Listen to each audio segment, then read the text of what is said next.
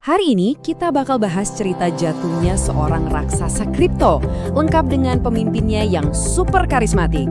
Ini adalah kisah tentang janji-janji manis, kekayaan yang luar biasa, dan kerugian yang bikin geleng-geleng kepala. Gimana semua ini bisa terjadi? Yuk kita bedah. Kita mulai dari sini ya. Dengerin deh kutipan yang kuat banget ini. Ini adalah kata-kata penyesalan dari Alex Mashinsky, orang di balik semua ini, saat semua mimpinya hancur berantakan. 4,7 miliar dolar. Nah, ini bukan angka sembarangan. Seginilah utang Celsius ke para penggunanya. Coba bayangin, ini adalah uang hasil jerih payah banyak orang yang lenyap gitu aja. Jadi siapa sih orang di balik janji-janji besar dan kerugian yang lebih besar lagi ini? Oke, ayo kita kenalan lebih dekat sama orang di balik Celsius, Alex Mashinsky. Mashinsky ini bukan pemain baru loh. Dia itu inovator sejati, seorang imigran yang udah punya rekam jejak mendirikan perusahaan teknologi yang sukses. Orangnya itu pede banget, ambisius, dan selalu punya ide-ide besar. Kombinasi yang pas banget buat narik banyak pengikut di dunia kripto yang lagi naik daun waktu itu. Nah, idenya Mashinsky ini emang kedengerannya keren banget.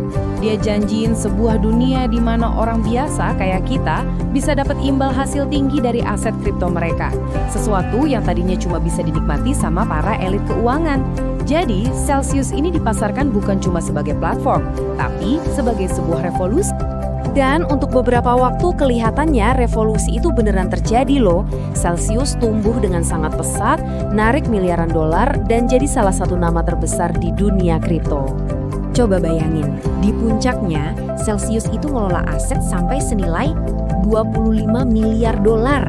Angka ini nunjukin betapa gedenya kepercayaan yang berhasil mereka bangun di pasar dalam waktu yang super singkat. Dan itu bukan cuma angka. Ada lebih dari 1 juta nasabah yang mempercayakan uang mereka ke platform ini. Mereka semua tertarik sama janji imbal hasil yang jauh di atas apa yang ditawarin bank biasa. Puncak pestanya, ya ini, harga token asli mereka, CEL, meroket sampai 8,05 dolar pada 4 Juni 2021. Buat investor awal, di atas kertas, mereka jadi kaya raya. Suasananya tuh lagi euforia banget. Tapi di balik semua angka yang kelihatan wow itu, model bisnis Celsius ternyata punya kelemahan yang fatal. Nah, sekarang mari kita lihat gimana semuanya mulai kebongkar. Ini nih pertanyaan kuncinya. Celsius memang menyebut dirinya bank kripto. Tapi apa cara kerjanya beneran kayak bank yang kita kenal? Jawabannya bakal menentukan segalanya. Perbandingannya jelas banget kan?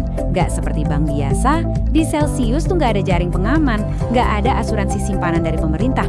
Jadi kalau ada apa-apa, uang nasabah sama sekali gak terlindungi. Nah, inilah resiko yang sayangnya gak disadari oleh banyak orang. Jadi Celsius ini mainnya di dunia yang namanya CeFi atau keuangan terpusat. Gampangnya, ini kayak gabungan antara dunia kripto yang liar sama bank konvensional. Walaupun mereka pakai aset kripto, semua kendali ada di tangan satu perusahaan. Ya, di tangan Alex Mashinsky. Ini jelas bukan keuangan terdesentralisasi atau DeFi yang sebenarnya. Nah, ini dia nih biang keladinya. Buat bisa bayar imbal hasil yang tinggi itu, Celsius ngambil uang nasabah dan dipakai buat taruhan yang risikonya tinggi banget. Salah satu taruhan terbesarnya itu ada di Staked Ether atau STETH. Gampangnya, ini adalah versi Ethereum yang dikunci dan gak bisa langsung dijual. Bayangin aja, kamu naruh uang di brankas yang timernya gak bisa kamu kontrol. Ini bom waktu. Dan bener aja, di musim panas tahun 2022, bom waktu itu meledak. Pasar kripto tiba-tiba anjlok dan model bisnis Celsius yang penuh resiko ini jelas gak bisa bertahan.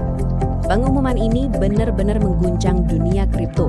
Tiba-tiba, lebih dari 1 juta orang nggak bisa ngakses uang mereka sendiri. Pintu ditutup rapat-rapat dan kepanikan pun langsung menyebar. Dampaknya langsung kerasa. Nilai token CEL anjlok parah, menghapus miliaran dolar nilai pasar dalam sekejap. Buat mereka yang investasinya besar di token ini, ya kerugiannya luar biasa.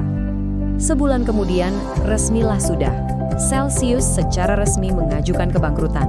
Jutaan nasabah ditinggal dalam ketidakpastian cuma dengan satu pertanyaan besar, apa uang mereka bakal balik lagi? Tapi ceritanya nggak berhenti di situ. Runtuhnya perusahaan ini baru awal dari masalah. Babak selanjutnya adalah kejatuhan Alex Mashinsky secara pribadi dan secara hukum. Prosesnya cepat banget loh. Dari gugatan perdata di bulan Januari 2023 sampai penangkapan oleh FBI cuma 6 bulan kemudian. Puncaknya, dia mengaku bersalah di akhir 2024 yang akhirnya mengunci nasibnya. Dan inilah vonis akhirnya. Alex Mashinsky dijatuhi hukuman 12 tahun penjara federal. Sebuah akhir yang dramatis buat orang yang tadinya berjanji akan mendemokratisasi keuangan untuk semua. Kisah Celsius ini jadi pelajaran klasik ya.